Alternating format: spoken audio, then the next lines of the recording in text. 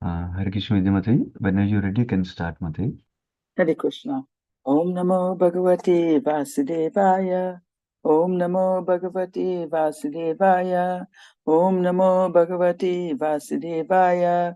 Narayanam Namaskrityam Naram Cheva Narottamam Devim Saraswatim Vyasam Tato Jayamuriraye Nastapreshu Apareshu Nityam Bhagavati Sevaya Bhagavati Uttamasloke Bhakti Bhavati Naisteke. Today we are reading from Canto 4, Chapter 21, Instructions by Maharaja Prithu, Text 11.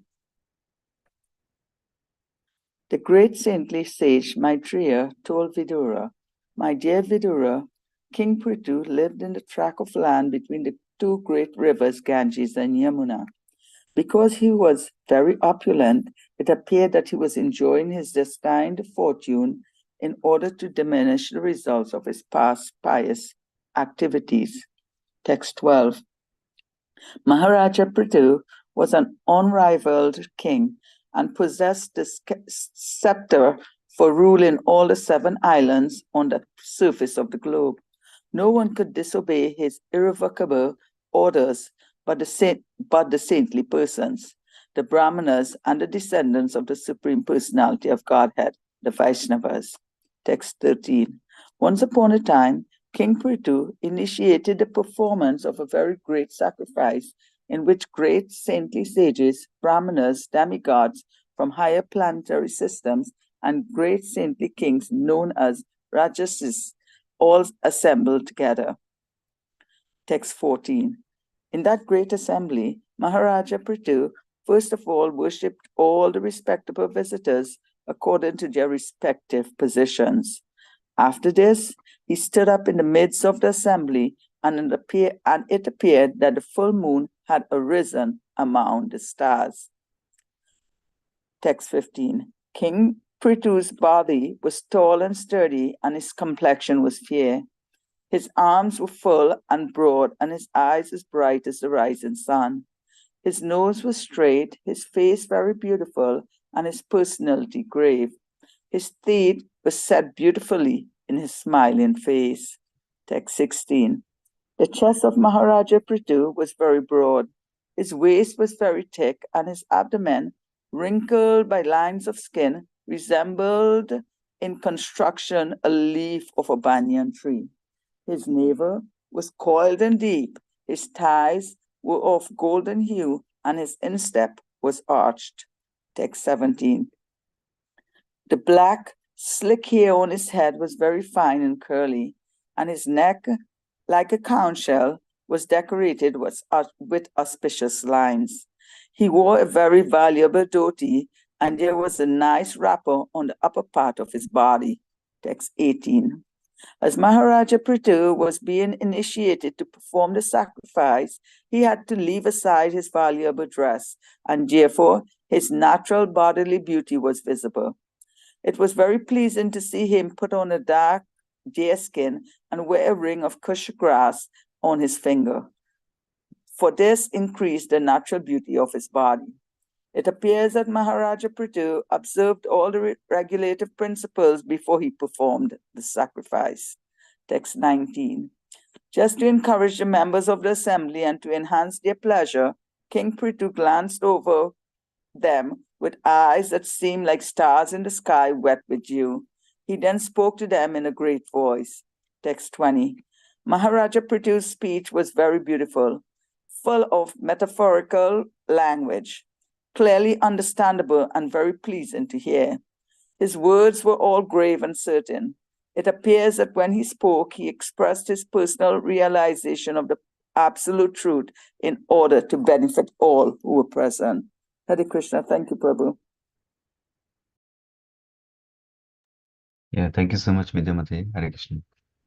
So, I'll offer brief prayers and we'll start from there.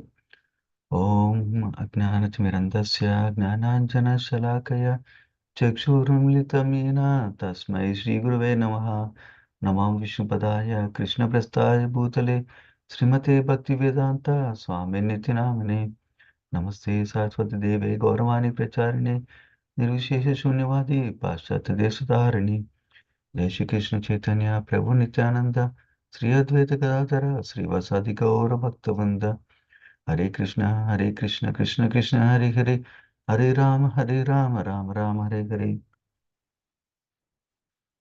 Okay. So it's a wonderful section we're reading from Srimad Bhagavatam 4th Canto, 21st chapter. In fact, the next two, three chapters are amazing because we're going to hear more and more from Prithu Maharaj personally about his instructions that he's giving to citizens. So this is like a prelude to that section coming up, but still is beautiful section. Probably you remember how how the story progressed from Prithu Maharaj being born from the uh, Vena's body. So that and then they coronated Prithu Maharaj as a king of the whole world. And then we heard how Prithu Maharaj was doing 100 sacrifices, was planning to do 100 sacrifices.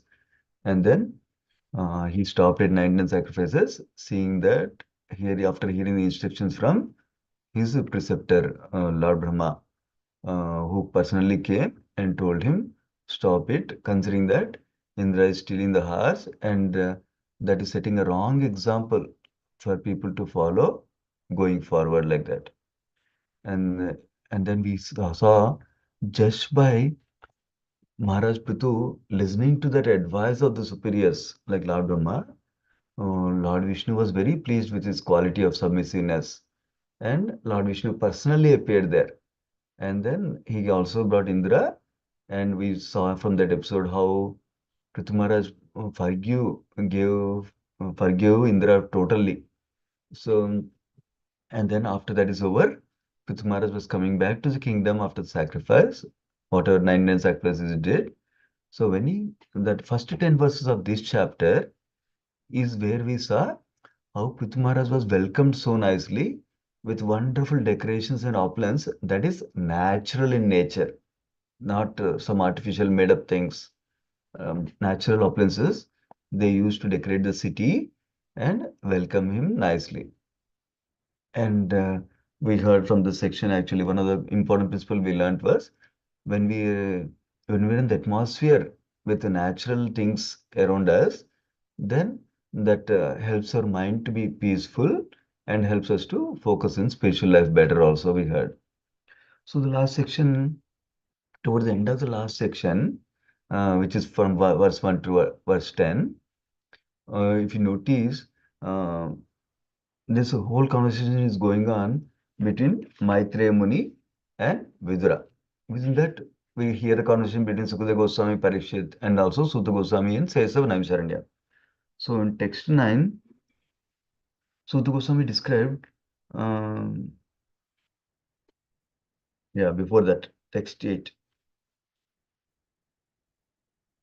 Yeah, interestingly, if you look at text 7, what happened was the entire Prithu Maharaj activities are described in one verse. That he says, King Prithu was greater than the great souls and is worshipable by everyone, and he performed many glorious activities in ruling the surface of the world and was always magnanimous. After achieving such great success and reputation, he at last obtained the lotus feet of Supreme Lord. Done. It's like a whole Ramayana telling Rama was born, Rama got married to Sita, and Rama killed Ravana, and Ramayana is over like that. That's how the it was Maitreya Muni described very briefly uh, about the Prithu Maharaj activities. Now, because of uh, because of the mercy of the audience that is hearing here, in this case, Parishit Maharaj, and in this case, uh, Maitreya Muni is speaking to Vidura. So Vidura asks more questions to elaborate on the activities of Maharaj Prithu. That is why we're able to get the nectar further. Otherwise, it's done. Prithu Maharaj episode is done. So this is one nature of conversational way of learning scriptures from devotees. So when devotees ask questions, then speaker has opportunity to share more realizations and more insights on the subject. That's what we are hearing from Maitreya and Vidura here also, which is very commonly seen in Bhagavatam. So that's why we're going to hear furthermore. So in the last verse from yesterday, or rather Friday, we heard in the 10th verse, Vidura is speaking. I wish to hear more and more about Prithu Maharaj because his activities are so pious and auspicious. So because he's a devotee, and especially he's representing Supreme Lord and is functioning as a king in the social order, he is asking, Vidura is asking more information about the activities of Prince Puthu, so other rulers, other leaders can follow like that. So if you take out all these details, the overall essence of this whole section, several chapters of Prithu Maharaj, is how a great leader needs to perform his duties of the leader, how a great leader needs to have essential qualities of a leader. That's the overall essence of this whole section. Okay. But of course, in between, we're getting wonderful themes also. Now going to the text 11 to 20 for today. So text 11 is describing how, Maitri Muni started to answer Vidura question, which is to hear more about Prithu Maharaj. He's saying Prithu Maharaj was situated in a land that is between river Ganges and Yamuna, which Prabhupada elaborates in the purport. That is a piece of land within India itself. That means he's ruling from India the whole world. That's what Prabhupada describes in the purport. And then this verse describes, it appears that he was enjoying his destined fortune in order to diminish the results of his past pious activities. So Prabhupada catches hold of that pious word and helps us to understand few aspects. First thing is, normal conditioned souls generally, depending upon what pious activity we did, what punya we did, we get to enjoy certain things currently. Number one. Number two, depending upon what impious activities a normal conditioned soul does, he gets to suffer those reactions of those impious activities. That's a general phenomena for ordinary conditioned souls, those who are not devotees yet. So now the same principle cannot be applied for devotees. That's what Prabhupada emphasizes in the purport. That devotees are not subject to reactions resulting from past deeds. So then that means devotees don't have any karma at all, no effects of karma at all. But we see some devotees enjoying, some devotees suffering at different times based on the time. So, so the way to understand it is is in control of devotees' life once they started devotion towards Krishna. And sometimes it's described Krishna will give a token reaction from our past pious activities or past impious activities with the ultimate goal of helping us to reach him, with the ultimate goal of helping us to reach his pure devotion service. So Krishna is not just, oh, you did this, so you should get this. He's not just doing that through material nature. That's what does is done through material nature. He does that justice system for a non-devotee.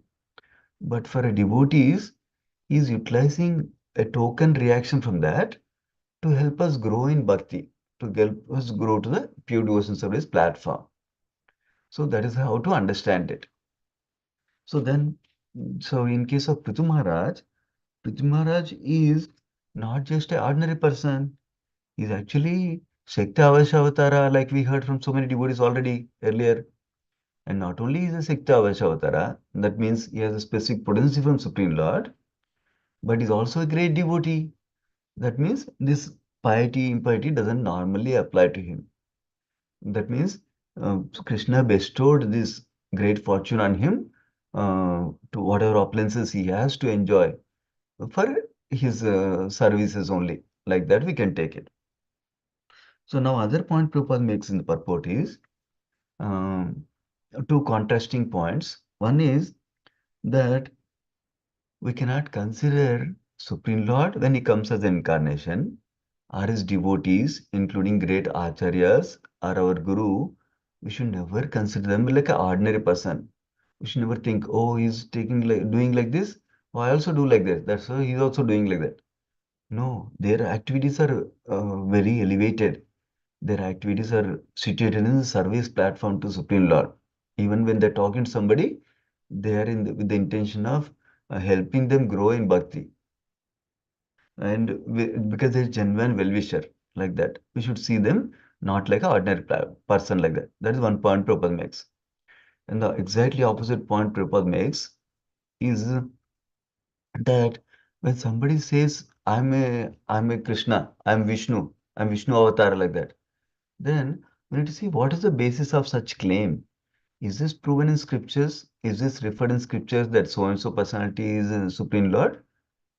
We need to consider that carefully before we accept anybody as a Supreme Lord's incarnation, even if they're performing great feats, wonderful activities. But Shastric basis is essential. That is what Prabhupada is emphasizing in the purport for us. Going to text number 12, remember, Maitri Muni is describing Prithu Maharaj's further glories now. He's saying, Maharaj Prithu ruled with his order can never be disobeyed by anybody like that. However, his order was not given to great saintly persons like Brahmanas and also to the devotees of Supreme Lord Vaishnavas. So, because they're above the order of the king, like that Vedic culture is made up of. In fact, in Vedic culture it is described, Brahmanas and Vaishnavas are not even punished because they are above the simple rule of punishing and rewarding like that. Of course, those Brahmanas and Vaishnavas are not based on I'm born in Brahmana family, not like that. Or my father is a Vaishnava, not like that. But they have genuine qualities and their activities are also following the qualities that they have and the Shastric knowledge that they have. So that's what is being described in this verse. So in the purport, Prabhupada makes a few points. One point Prabhupada makes is at that time, it's not that America was not discovered at some point of time and only some Columbus discovered America recently like that. Of course, in the recent past, people did not have a name for it like that. But in the prehistoric days, even in Vedic culture, entire land, whole Earth planet was ruled by one emperor, in this case, Maharaj Prithu. That is one point Prabhupada makes in the purport. And he was ruling from India at that time. So, another point Prabhupada makes is how Supreme Lord is Achyuta or infallible, or how he is not influenced by modes of nature, that is goodness, passion, ignorance. Similarly, his devotees are also so. Achyuta also like that. They have characteristics of Achyuta like that. Prabhupada is emphasizing the purport. So Prabhupada also makes a point that when somebody comes to Krishna's family, then he immediately acquires the Achyuta Gotra. Some of you may know when we take initiation, our Gotra is considered Achyuta Gotra. That means we are a family of Krishna. No more our Gotra that comes from parents, grandparents, like that. So that's the other point Prabhupada makes. Of course, the last point Prabhupada makes is, uh, yeah, basically, Prabhupada is quoting from a verse from Padma Purana that not only describes how we should not consider a great Vaishnava, Acharya, Guru as a ordinary person. Similarly, it also quotes how we should not consider a deity just made of a stone, wood, like that. That means we should see deity non-different from Supreme Lord himself, like that. Going to the next verse, text number 13. It says, King Pitu initiated the performance of great sacrifice. In fact, doing sacrifices for the welfare of people is one of the first and foremost duty of a king. That's why we are hearing Prithu Maharaj is doing sacrifices for the benefit of people in general, to be peaceful and also to be prosperous and also to grow in their spiritual life. And then for that great sacrifice, who all came? Brahmanas came, it seems, demigods came, and then Rajarshis, that means kings who are devotees. They all came.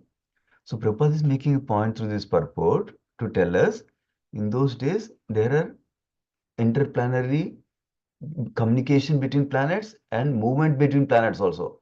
Because demigods came to earthly planet. Similarly, we hear Pandavas going to, for example, Arjuna going to Indraloka, heavenly planet sometime. Like that, the interplanetary communication and transportation was there at that time. So that's what Prabhupada is indicating in the purport. So that means they had a suitable mechanism to travel also. So now text 14. Uh, so when all these great personalities came, what is the first thing is being highlighted here? Maharaj Prithu, first of all, worshipped all the respectable guests who came, visitors who came, in an appropriate way according to their position. This is an important etiquette principle for us also. That means we receive the personalities according to their position and in that order also. For example, a great saintly person is coming along with his personal servant. So we first garland the great saintly personality and then we garland the servant of the great personality like that. So like that, he followed the proper etiquette and it's of receiving the saintly personalities is of a paramount importance, very important thing.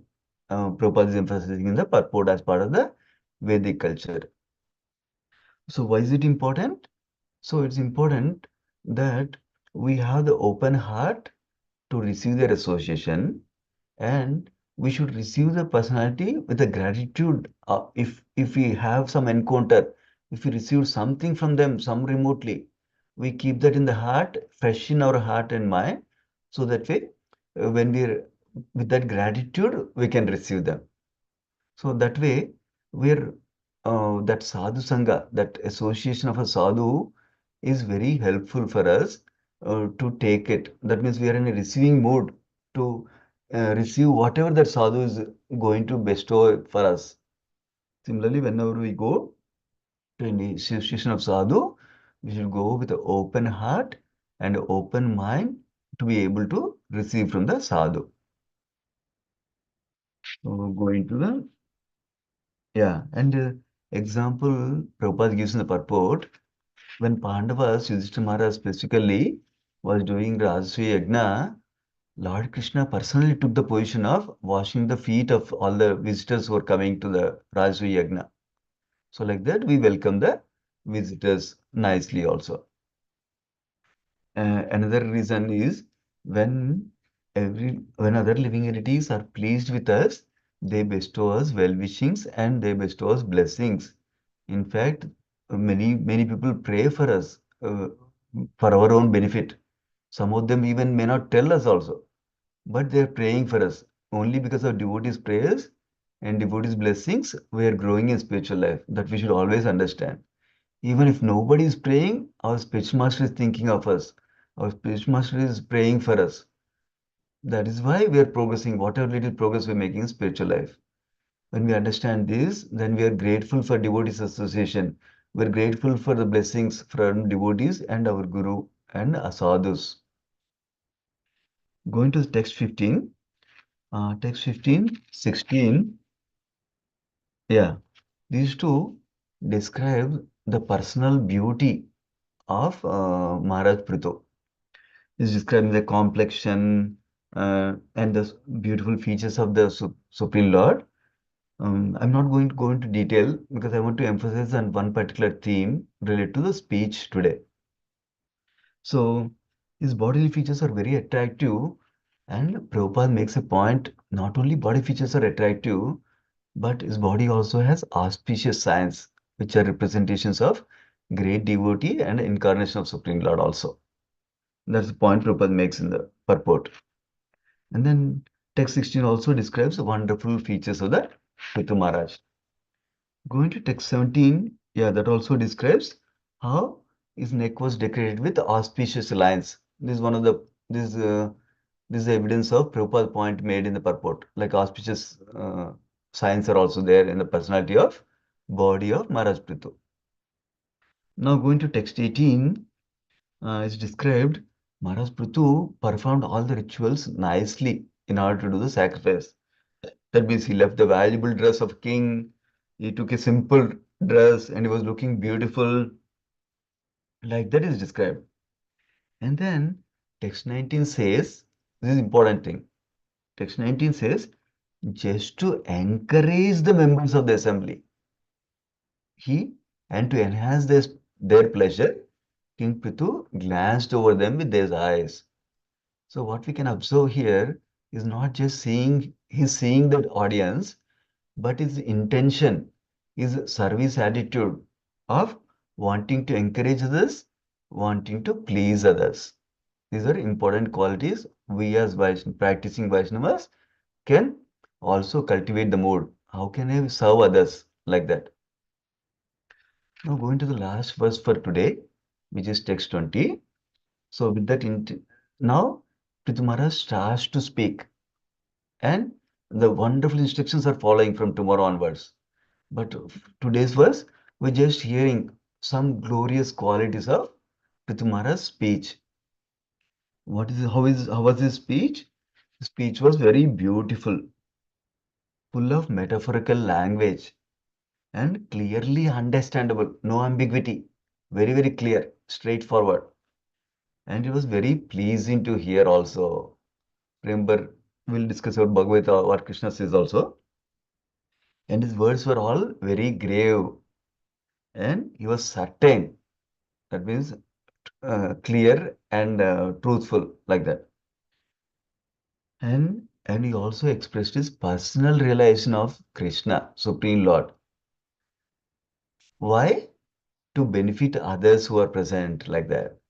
So whenever great devotees speak, so we can be certain that uh, they are speaking from Shastra according to their personal realization also. So that is why we are eager to hear devotees speak. So we have the great opportunity for the next 5 days here in the local community. Haripashad Prabhu is coming. It's a great opportunity. As long as your situation permits, please make an attempt to take his association. So this Sadhus association, we can understand the great imports of scriptures by association of sadhus. Sadhus are giving us the imports of purport, scriptures very easily to understand. So that is the way it is very beneficial to have their association. We'll talk a little bit about the speech, um, understanding that it is an important element in our devotee's life. Of course, in Bhagavad Gita, in 17th chapter, 15th verse, Krishna describes like this. Anudvegakaram vakyam satyam priyahitam chayat swadhyayabhyasanam chaiva vanmayam tapavujyate. This translation is written by Prabhupada. Sri Prabhupada ki jai. Austerity of speech consists in speaking words that are truthful, pleasing. We heard about Prithu Maharaj also. Beneficial. We heard Prithu Maharaj is thinking about how to encourage others. And not agitating to others. And also, speech is utilized in regularly reciting Vedic literatures like that, not just nonsense talk. You do it for beneficial purposes like that is described. So, in this idea, so we can discuss briefly about this. So, our speech should not agitate others' minds. So, why? If you speak something, even though it's the right, truthful thing, but if you speak in an agitating way, suddenly their emotions will come up. Oh my God, why is he speaking to me like this? So when the emotions come up, people cannot think rationally anymore. That means they're not engaging their intelligence anymore with what we are saying now. So the moment their rational faculty is gone, how can we have a meaningful conversation with them? They will just be shouting, we'll just be shouting like that. So that's why we should speak non-agitating way with anybody, whether it's children, whether it's elders, whether it's adults, doesn't matter. We should not agitate others' minds. The moment we agitate others, they're not listening anymore. So that means our purpose of speaking cannot be fulfilled. Second thing is truthful. How do we, it's important to be truthful, but also important to be sensitive when to speak the truth, where to speak the truth, how to speak the truth. So If my speaking truth will help for others to make decisions, it is important to speak the truth, even if it's hard. Krishna personally demonstrated that. Arjuna, if you get out of this battlefield and go to the forest, people will think you are covered, or like that. Krishna speaks truthfully, directly. So, like that, it's important to be truthful. Then, how do we get the sensitivity when to speak the truth, when to not speak the truth at that moment? That is comes from guidance from Krishna, by praying to Krishna and by engaging in regular recitation of Hare Krishna Mahamantra and regular recitation of scripture. We get the strength and connection to Krishna, and then we can follow the guidance from Krishna within to speak truthfully, yet pleasingly, beneficially, and not agitatingly also at the same time. And then speaking gently will ensure that if I say, why are you doing like that? That is bad.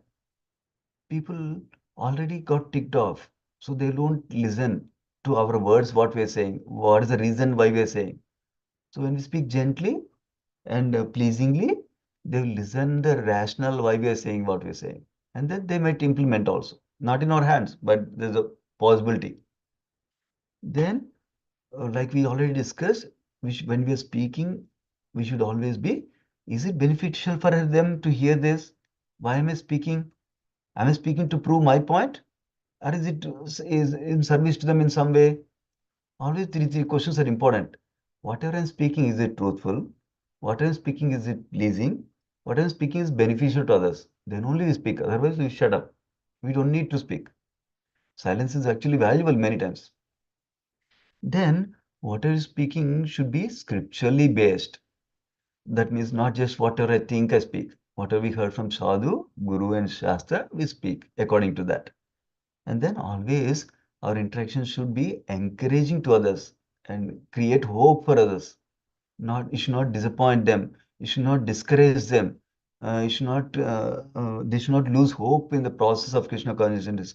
They should not lose hope in growing in life. They should always get some motivation, encouragement, and hope that they can grow in Krishna consciousness. That is a way we should encourage in speech for ourselves. And then our speech should be in such a way that we clearly express our thoughts and emotions so that relationship can build properly.